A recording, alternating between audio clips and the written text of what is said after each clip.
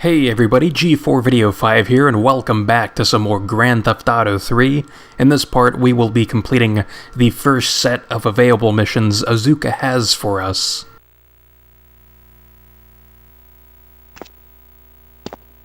We have certain issues to clear up before we continue any form of relationship, business or otherwise. Let's lay our cards on the table. I am Yakuza, and I know you worked for Salvatore Leone's family. I can give you work with our organization, but first you must prove to me that your ties with the Mafia are truly broken. Salvatore Leone will be leaving Luigi's in about 3 hours' time. Make sure he doesn't reach his club alive. Meanwhile, Maria and I will catch up on old times. Oh, Asuka, you've got a massager. That's not a massager. Ooh, lots of lewd stuff going on there. I mean, Asuka starts off the cutscene by talking about how Claude needs to complete this mission before they can continue any form of relationship, business or otherwise. I mean, you know, Claude's just a hot piece of ass, apparently. You know, forget about calling these roads streets. You may as well just call them slip and slides with the way he's making these ladies feel. Yeah, well, good for him there. And speaking of traversing areas, we're using this Banshee, which, by the way, just as a footnote, that Banshee spawn in front of Asuka's condo is a place I go to a lot because it's a set spawn for the Banshee. Sometimes it doesn't show up, which means that you'll just have to drive away and then come back to that spawn location. But, I mean, it's just a great spot. I know Staunton Island has these more fancy vehicles spawning on the streets driving around, but just having that set spawn location so close to your hideout, because the hideout is like right down the street, I mean, it's a really nice luxury to have, so it's definitely a place I'll be going back to as we do more missions on Staunton Island. But in the meantime, though, we have this mission here in which we must assassinate Salvatore Leone. Yes, his reign of terror is finally coming to an end, and there's a handful of ways you can go about assassinating him. I think a common way is by using the sniper rifle, which you get a sniper rifle by doing the mission Bomb to Base Act 2 for 8 Ball, but you can also buy a sniper rifle if you want from the ammunition on Staunton Island, which is marked on the radar, by the way. But we're going to perform a drive-by, kind of. What we're first doing is getting this Banshee aligned to where it's more or less in the center of those two sets of wooden pillars that were behind us, and then we're going to park parallel to this green door to allow Claude to use an Uzi to perform a drive-by on enemies that are going to be exiting out of Luigi's club through that green door. So, you know, I say to an extent we're using a drive-by to kill Salvatore. But the way this works is that you're going to have these gang members pop out of this green door, and they're going to have high-powered weapons. They're going to have Uzis and shotguns, so you don't necessarily want to just be standing in front of this green door with a shotgun yourself, because as you're repumping the shotgun, you're likely going to get shot by these Mafia gang members, and some of them have shotguns, so they'll knock you down to the ground, and it'll just be a big mess. So just staying safe inside of something like a Banshee and performing a drive-by, I mean, you see how easy it was to just clear out all of those guys. And then, for whatever reason, Salvatore exits the club, but then runs back towards that green door instead of just re-entering the club through the front door. So I don't get his logic there, but I'm not going to complain because we did what we had to do. And this is why I said to an extent we're performing a drive-by, because we just ended up running Salvatore over. But yeah, there's the madman himself. And after completing this mission, Mafia territory is a place you should completely avoid at all costs, so I would recommend completing Alburo's missions before completing this mission, as the Mafia will now carry shotguns along with pistols.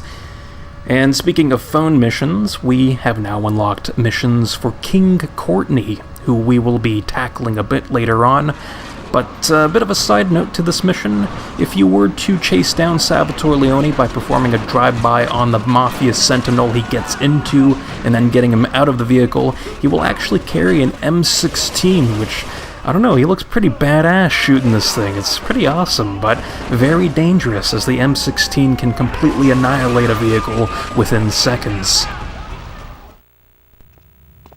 Salvatore's death comes as pleasurable news. You're an efficient killer. I like that in a man. Ah, this is my brother, Kenji. Asuka has a little job for you, but when you're done, drop by my casino and we can talk. Just like Kenji, always trying to play with my toys. My police source indicates that the Mafia are watching our interests around the city in a bid to track you down. We cannot continue our operations until they are dealt with. Take out these spying fools and end this vendetta once and for all.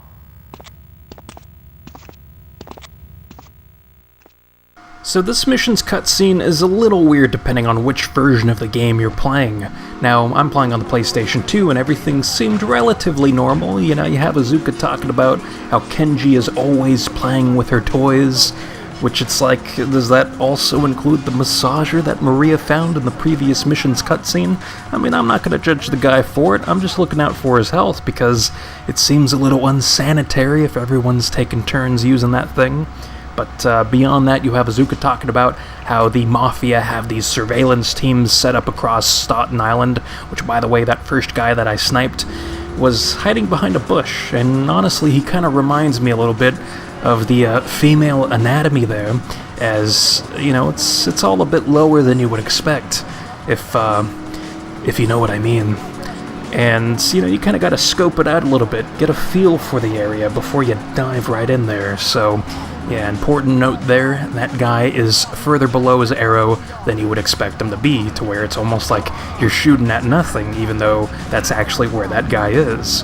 So beyond that, we have this next team that is inside of this unique black Rumpo. So if you're into unique vehicles, then here is one right here for you, and you can get those Mafia gang members outside of this Rumpo by performing a drive-by on it.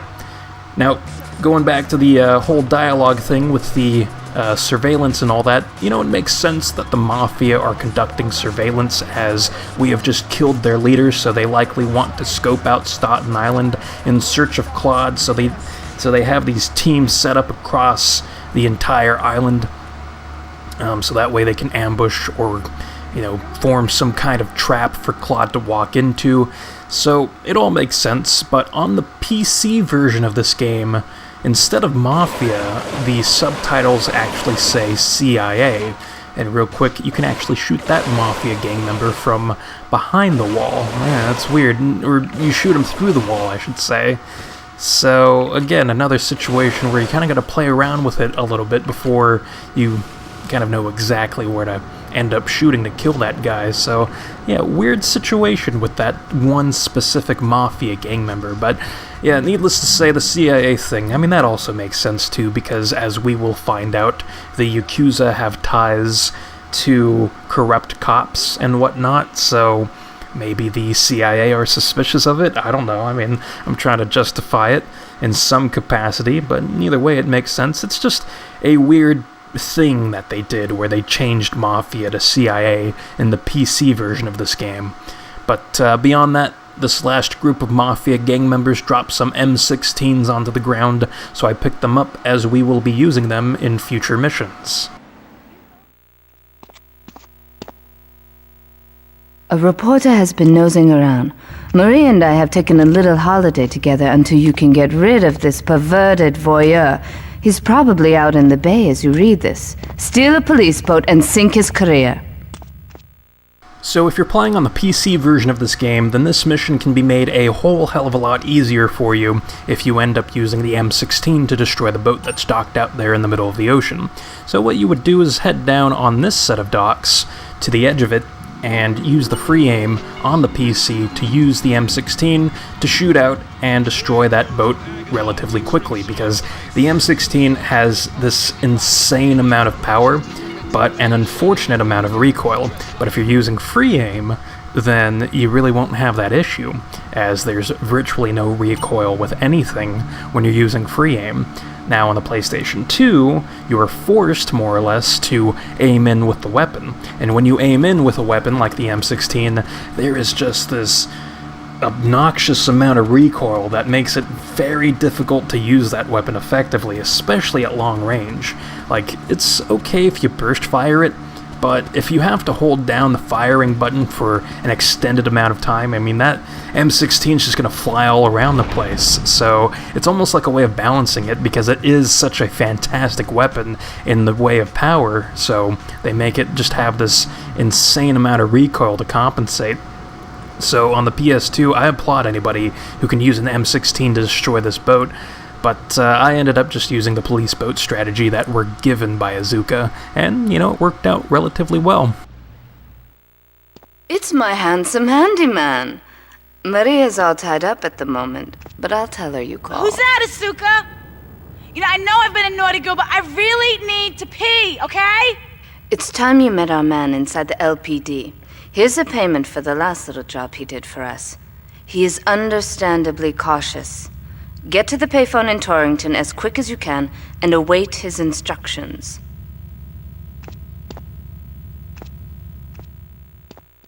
So I guess Maria and Asuka are into some kind of bondage type of thing, which, is cool, I guess, if they're into that. I'm not going to oppose it if it's all consensual and they ain't hurting nobody. Or at least not hurting anybody in a non-consensual type of way, because I'm sure the reason why you would do that is because of the pain involved, and it's like a good type of pain, like when you pluck out this like deeply ingrown toenail, and then you put pressure on the gap afterwards. But I mean, I don't know, I'm not really into any of that type of stuff there. I'm more of a sex and missionary position for the sole purpose of procreation type of guy. Get to the phone in West Belleville Park.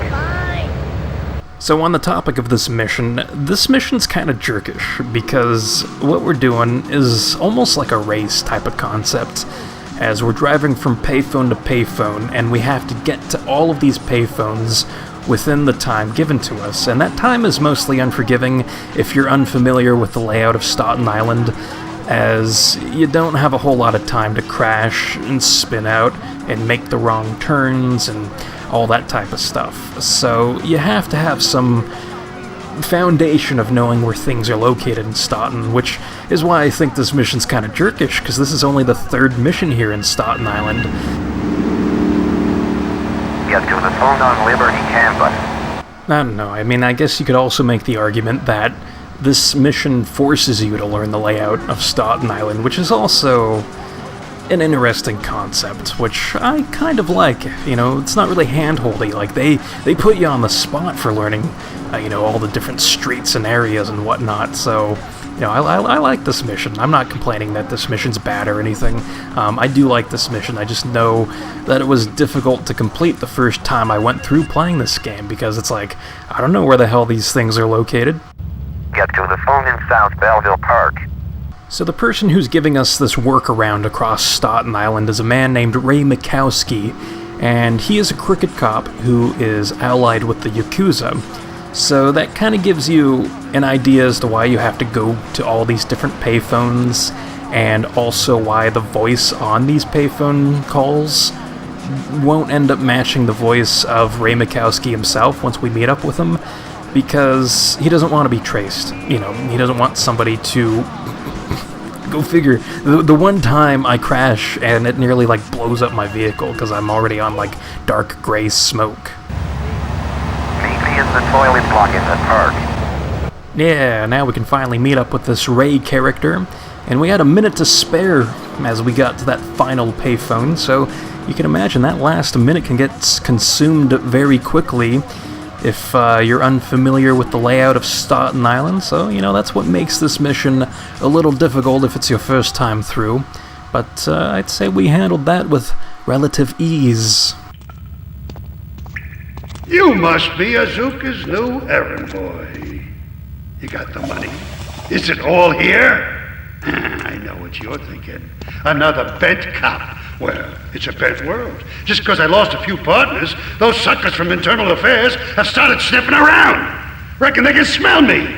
Well, this city is one big open sewer, but I'm gonna need some non-union help.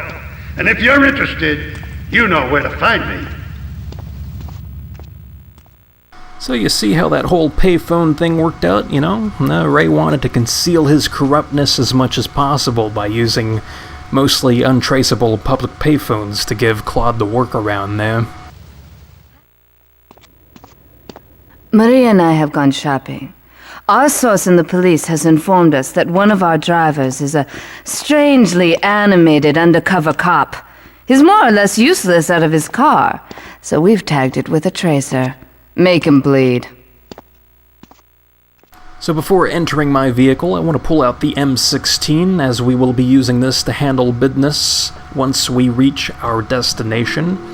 And, this mission is a giant piss take towards the Driver series, as this mission's name is Two-Faced Tanner, and the character that we have to kill in this mission is named Tanner.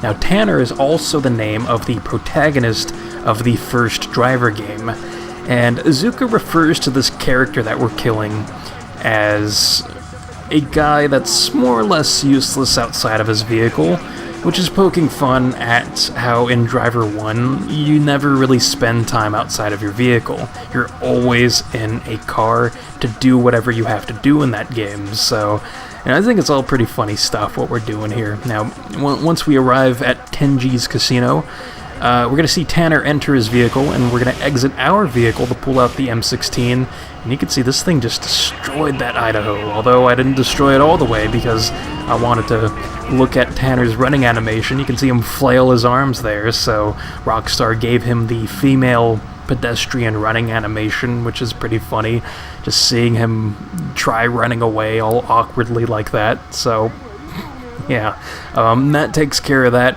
You can see this odd death pose that rarely ever happens in my experience, but sometimes pedestrians can die like this when you run them over.